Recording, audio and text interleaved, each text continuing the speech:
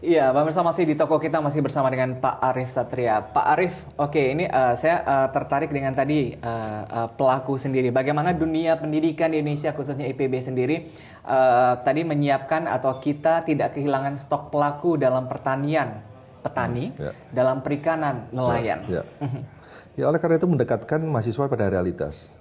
Sehingga mereka sudah terbiasa praktek, sudah terbiasa. Yang bangun kan yang penting passion. Membangun passion itu menjadi penting.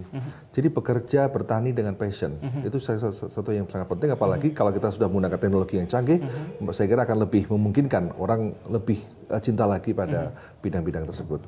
Oke, Pak Arief, kalau saya lihat ini kan spesialisasinya perikanan sendiri. Cerita sedikit dong Pak tentang Bapak begitu ya. Kenapa tertarik? Apakah Bapak melihat bahwa potensi yang luar biasa dalam maritim di Indonesia atau seperti apa sehingga saya lihat ini banyak penghargaan, kemudian juga banyak tulisan-tulisan dari Pak Arief Satria yang luar biasa sekali. Gimana Pak? Ya, jadi gini, sebenarnya saya itu kan lulusan sosial ekonomi pertanian. Ya. Penelitian saya tentang beras dulu S1. Oke. Tapi ketika saya mau S2, saya berpikir bahwa masa depan itu ada di maritim. Tapi masalah yang paling besar di maritim salah satunya masalah orang, masalah masyarakat. Oleh karena itu pemberdayaan masyarakat pesisir menjadi penting. Sehingga saya masuk sosiologi pedesaan dengan penelitian tentang masyarakat perikanan dan masyarakat pesisir. Baru ke S3 saya bidang kebijakan kelautan dan perikanan, marine policy di Jepang.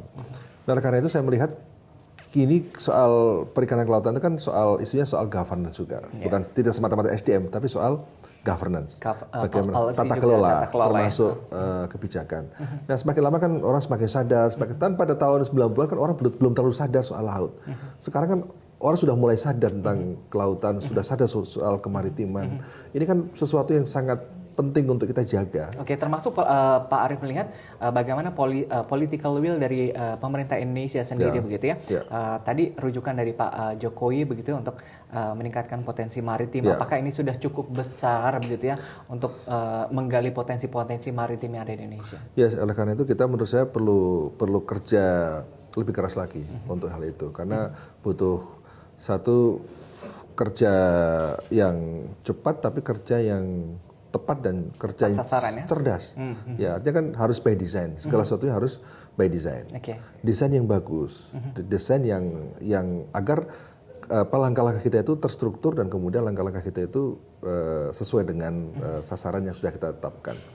Nah, kalau itu desain itu bisa kita lakukan dengan bagus, saya yakin kelautan perikanan kita, pertanian kita akan bisa sukses. Karena semua harus by design begitu ya. Nah, tapi yang paling penting lagi sebenarnya yang penting adalah ya bagaimana perguruan tinggi juga mensupport. Perguruan tinggi kan supportnya kan tidak semata-mata dari hasil riset, dari inovasi, tapi bagaimana dia bersinergi dengan yang lain-lain untuk melakukan pendampingan. Tapi pada saat yang sama dia juga bisa memberikan rekomendasi policy berbasis pada hasil riset. Ya. Dan saya yakin pemerintah juga butuh masukan-masukan dari perguruan tinggi untuk hal itu. Oke, Pak Arief, kontestasi pemilihan presiden sendiri begitu ya, dari kedua pasangan calon sendiri begitu ya, apakah sudah terlihat bagaimana concern mereka sendiri begitu ya untuk tadi menjadikan Indonesia sebagai lumbung pangan internasional atau lumbung ikan internasional sendiri, gimana sejauh ini Pak? Ya, saya melihat ya keduanya dari sisi pemikiran tentang pertanian, perikanan relatif sama. Ya. Hanya saja yang perlu kita lakukan adalah tadi akselerasi. Akselerasi dalam proses transformasi ini menjadi penting dengan penguatan teknologi-teknologi terbaru. Karena sekarang tanpa teknologi berat, Pak. Dengan teknologi terbaru sehingga kita harus betul-betul menyadari perkembangan teknologi terbaru seperti apa dan bagaimana mengaplikasikannya untuk konteks Indonesia. Dan untuk konteks Indonesia ini ya dengan struktur masyarakat pelaku yang heterogen seperti itu butuh treatment yang berbeda. Pendekatan di Selandia Baru tentu beda dengan di Indonesia. Pendekatan di Korea beda dengan di Indonesia. Ini tugas perguruan tinggi juga untuk memikirkan bagaimana desain yang pas untuk bisa memanfaatkan teknologi yang canggih supaya kita mengejar ketertinggalan, ya. Tapi pada saat yang sama tidak memberikan akses-akses negatif. Oke, itu menarik. Bicara mengenai tata kelola ini juga menjadi penting sendiri, by design sendiri begitu ya. Artinya tadi pelaku-pelaku termasuk nelayan dan juga petani mereka tidak bekerja autopilot untuk tadi ekonomi mereka begitu ya, tapi memiliki kolaborasi begitu ya, sesama nelayan kemudian juga didamping oleh pemerintah sendiri. Seberapa jalannya tata kelola pertanian dan juga perikanan yang sejauh ini? Ya, sejauh ini tata kelola itu kan sebenarnya interaksi antar berbagai aktor ya. Dalam tata kelola itu kan ada pemerintah, ada LSM, pelaku usaha, masyarakat, serta ada perguruan tinggi, ada media, dan seterusnya. Nah, saya akan fokus pada bagaimana perguruan tinggi itu dalam membangun tata kelola perikanan dan kelautan tadi. Ini sebagai salah satu unsur penting dalam governance itu, ini justru perguruan tinggi ini menurut saya yang sangat strategis karena berkaitan dengan soal satu, hasil riset dan inovasi, kedua adalah orang-orang yang lulus dari perguruan tinggi yang bisa kita persiapkan untuk bisa membangun itu. Bisa mengisi struktur yang sudah ada, industri yang sudah ada, yang kita siapkan dengan sekolah vokasi misalnya. Sekolah vokasi kita siapkan untuk bisa mengisi pos-pos tertentu dengan keahlian tertentu itu bisa mengisi industri yang membutuhkan sehingga link and match bisa tercipta. Nah, di sekolah vokasi yang sekarang kita bangun adalah bagaimana menciptakan iklim industri di kampus supaya mereka sudah terbiasa. Jangan sampai di kampus praktikum dengan misalnya praktikum peternakan itu di open house. Padahal di industri dia harus bekerja di closed house.